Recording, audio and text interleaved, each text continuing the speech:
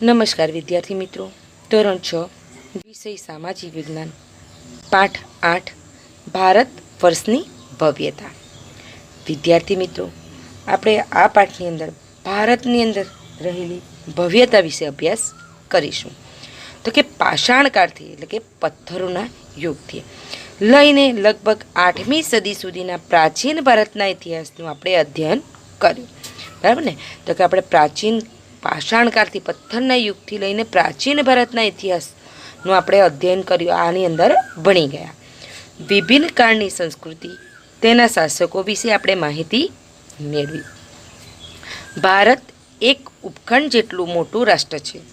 પ્રાચીન કાળથી અનેક જાતિઓ, પ્રજાતિઓ, સમૂહો આ દેશની સમૃદ્ધિથી આકર્ષાઈ આ દેશમાં આવતા રહ્યા છે, જેના કારણે ભારતીય સંસ્કૃતિમાં વિવિધતાનો સંગમ રચાયો છે.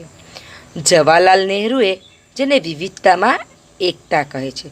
બરાબર, જવાહરલાલ નહેરુ તેને શું કહે છે? વિવિધતામાં એકતા. એટલે કે શું કે પ્રાચીન સમયથી અનેક જાતિઓ, પ્રજાતિઓ, સમૂહો ભારતની સમૃદ્ધિથી આકર્ષાઈને ભારતમાં આવતા રહ્યા. પરિણામે ભારતીય સંસ્કૃતિમાં વિવિધતાનો સંગમ થયો. તેને જવાહરલાલ નહેરુ શું કહે છે? વિવિધતામાં એકતા કહે છે. તેવા આ મહાન દેશની કલા અને સ્થાપત્ય તથા સમાજ જીવનની આપણે માહિતી મેળવીશું, જેનાથી પ્રાચીન ભારતની પ્રજાના ગૌરવશાળી વારસાને આપણને માહિતી મળી શકે. બરાબર વિદ્યાર્થી મિત્રો, તો આપણે જોવાના છે પ્રાચીન ભારતની ખેતી.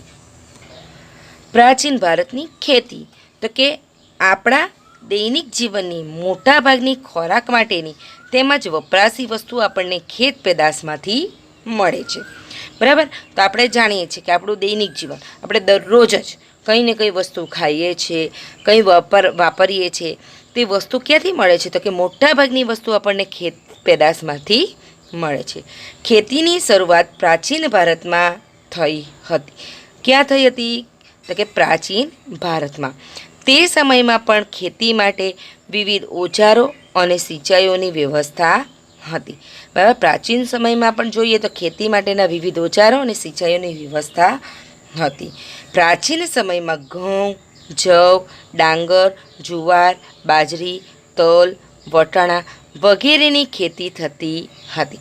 સવાલ પૂછી શકાય અહીંયા કે પ્રાચીન સમયમાં કયા કયા પાકોની ખેતી થતી હતી? તો કે ઘઉં, જવ, ડાંગર, જુવાર, બાજરી, તલ, વટાણા વગેરેની ખેતી થતી હતી. બરાબર વિદ્યાર્થી મિત્રો, તો આ થઈ ગઈ ખેતીની વાત. હવે આપણે જોઈશું ઓજારો એટલે કે હથિયારો. હડપ્પા સંસ્કૃતિમાં ખેત ઓજારોમાં હળના અવશેષો મળ્યા નથી, પરંતુ હળ આકારનું રમકડું મળ્યું છે. બરાબર, આપણને શું કીધું છે અહીં કે હળના અવશેષો નથી મળતા, પરંતુ શું મળે છે? હળ આકારનું રમકડું મળે છે. તેથી જાણી શકાય કે તેઓ ખેતીમાં હળનો ઉપયોગ કરતા હતા. બરાબર, ઓજારોની વાત કરીએ આપણે તો કે હડપ્ય સંસ્કૃતિ આપણે જોઈએ, સિંધુ ખીણની સંસ્કૃતિ જોઈ ગયા તો કે તેમાંથી આપણને ખેતીના ઓજારોમાં, ખેતીના હથિયારોમાં હળના અવશેષો મળ્યા નથી.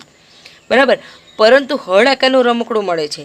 એ હળ આકારનું રમકડું મળે છે, તેના પરથી આપણે જાણી શકાય છે કે તે સમયના લોકો ખેતીમાં હળનો ઉપયોગ કરતા હશે.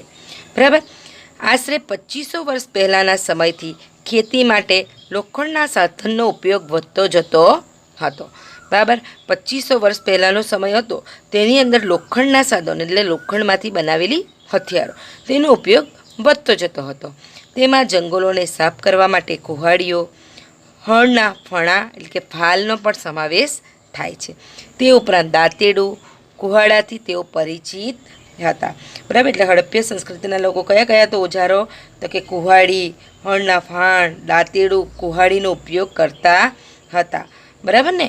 અને ખેતીમાં હળ આકારનું રમકડું મળી આવે, આપણે હળ આકારનું રમકડું મળે છે, તેથી એ પણ ખબર પડે છે કે તે લોકો હળનો ઉપયોગ કરતા હશે.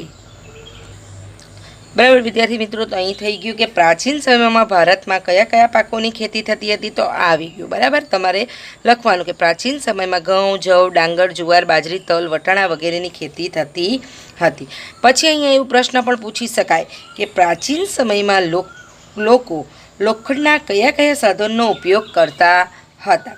તો કે લોખંડમાંથી બનાવેલા કયા કયા સાધનો? તો કે કુહાડી, હળના ફણા એટલે કે ફાલ, દાંતેડું, બરાબર ને, કુહાડા વગેરે સાધનનો ઉપયોગ કરતા હતા. બરાબર. હવે આપણે જોઈશું સિંચાઈ. તો કે સમૃદ્ધ ગામડાઓ વગેરે રાજાઓ અને તેમના રાજ્યનું ટકી રહેવું મુશ્કેલ હતું. બરાબર. સમૃદ્ધ ગામડાઓ વગર, સમૃદ્ધ ગામડું હોય તો જ રાજાઓ ટકી રહે. તો કે સમૃદ્ધ ગામડાઓ વગર રાજાઓ અને તેમના રાજ્યનું ટકી રહેવું શું હતું? મુશ્કેલ હતું. જે રીતે ખેતીના વિકાસ માટે નવા સાધનો અને ધરુરોપણ મહત્ત્વપૂર્ણ પગલાં હતા, તેવી જ રીતે સિંચાઈ વ્યવસ્થા પણ ઘણી ઉપયોગી સાબિત થાય છે. બરાબર. અહીં શું કીધું કે ખેતીનો વિકાસ કરવા માટે નવા સાધનો તો જરૂરી છે. ધરુરોપણ, બરાબર ને, ભાતનું રોપાણ, ધરુનું રોપાણ, છોડોનું, બરાબર ને, તેનું રોપાણ પણ મહત્ત્વપૂર્ણ પગલાં હતા. તેવી જ રીતે સિંચાઈ વ્યવસ્થા પણ ઘણી ઉપયોગી સાબિત થઈ છે. આ સમયમાં સિંચાઈ માટે નહેરો, કૂવા, તળાવ અને કૃત્રિમ જળાશયો બનાવવામાં આવ્યા હતા. અંડરલાઇન કરજો વિદ્યાર્થીઓ. ટીચરે જે જે વસ્તુની અંડરલાઇન કરી છે એ અંડરલાઇન કરી દેવી. તો કે પ્રાચીન સમયમાં સિંચાઈની વ્યવસ્થા કેવી હતી? તો કે પ્રાચીન સમયમાં સિંચાઈની નહેરો, કૂવા, તળાવો, બરાબર ને, કૃત્રિમ જળાશયો બનાવવામાં આવ્યા હતા. સમજાઈ ગયું? આ પ્રાચીન ભારતની ખેતીમાં તમને ખ્યાલ આવી ગયો? તો કે પ્રાચીન ભારતમાં કયા કયા પાકોની ખેતી થતી હતી, પ્રાચીન સમયના લોકો લોખંડના કયા કયા સાધનનો ઉપયોગ કરતા હતા, અને પ્રાચીન સમયમાં સિંચાઈની વ્યવસ્થા કેવી હતી તેના વિશે ચર્ચા કરી. હવે આપણે જોઈશું પ્રાચીન ભારત ગ્રામીણ જીવન. બરાબર વિદ્યાર્થી મિત્રો, શું જોવાના છે આપણે? પ્રાચીન ભારતનું ગ્રામીણ જીવન, ગામડાઓનું. તો કે ઉત્તર ભારત અને દક્ષિણ ભારતમાં ગ્રામીણ જીવન આ પ્રમાણે હતું. તો કે ભારતના ઉત્તર ભાગના ગામડાઓ, બરાબર, તો કે ઉત્તર ભારતનું જોઈએ તો કે ઉત્તર ભાગના ગામના, બરાબર, વડો ગ્રામ ભોજક કહેવાતો. શું કહેવાતો? ઉત્તર ભાગના ગામનો વડો ગ્રામ ભોજક કહેવાતો. સામાન્ય રીતે એક જ પરિવારના લોકો આ પદ પર પેઢીઓ સુધી રહેતો. આ પદ વંશ પરંપરાગત હતું. બરાબર. ગ્રામ ભોજક મોટા ભાગે ગામનો સૌથી મોટો જમીન માલિક હતો, અને જમીન માલિક ભાડૂતી માણસો રાખી ખેતી કરાવતા હતા. રાજા પણ ગામડાના કરવેરા ઉઘરાવવાનું કાર્ય તેમને સોંપતા. તે કાયદો અને વ્યવસ્થાની સ્થિતિ પણ સંભાળતો. બરાબર. અહીં આપણે ઉત્તર ભાગની વાત કરીએ છીએ, ભારતના ઉત્તર ભાગની. બરાબર. ત્યાં જે વડો હતો તેને ગ્રામ ભોજક કહેવામાં આવતો. શું કહેવામાં આવતો? ગ્રામ ભોજક. અને એ કોણ બનતો? તો કે ગામનો સૌથી મોટો જમીનદાર, જેની પાસે સૌથી વધુ જમીન હોય, બરાબર ને, એ જમીન માલિક તે બનતો, ગ્રામ ભોજક. ને એ પદ કેવું હતું? કે વંશ પરંપરાગત. બરાબર. તો કે એક આવે છે, તેના પછી તેનો પુત્ર, તેના પછી તેનો પુત્ર, એટલે કે વંશ પરંપરાગત. હવે આ જમીન માલિક છે તે સૌથી બધી જમીન ધરાવતો હોય તે ગામનો ભોજક બનતો, એટલે કે ગામનો વડો બનતો, ગ્રામ ભોજક બનતો. હવે એ શું કરતો કે જમીન માલિક ભાડૂત માણસ રાખે, બરાબર ને, એને પૈસા ચૂકવીને માણસ રાખતો અને તેમની પાસે ખેતી કરાવતો. બરાબર. રાજા પણ છે, એ રાજા પણ ગામડાના કરવેરા ઉઘરાવવાનું કાર્ય તેને સોંપતો. કોને? ગ્રામ ભોજકને. અને કાયદો અને વ્યવસ્થાની સ્થિતિ પણ તે સંભાળતો. આ ગ્રામ ભોજક છે તે કાયદો અને વ્યવસ્થાની સ્થિતિ પણ સંભાળતો હતો. બરાબર. ત્યાર પછી છે દક્ષિણ ભારતમાં 3 પ્રકારના લોકો રહેતા હતા: મોટા જમીનદારો, નાના ખેડૂતો અને જમીન વિહોણા મજૂર, એટલે કે દાસ.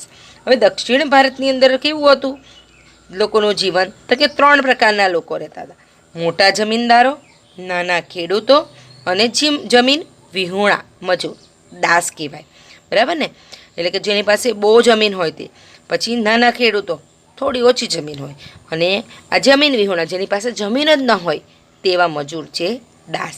એટલે આ ઉત્તર ભારત અને દક્ષિણ ભારતનું ગ્રામીણ આપણે જીવન જોયું. બરાબર. ખ્યાલ આવી ગયો તમને દક્ષિણ ભારત અને ઉત્તર ભારતનું ગ્રામીણ જીવન વિશે.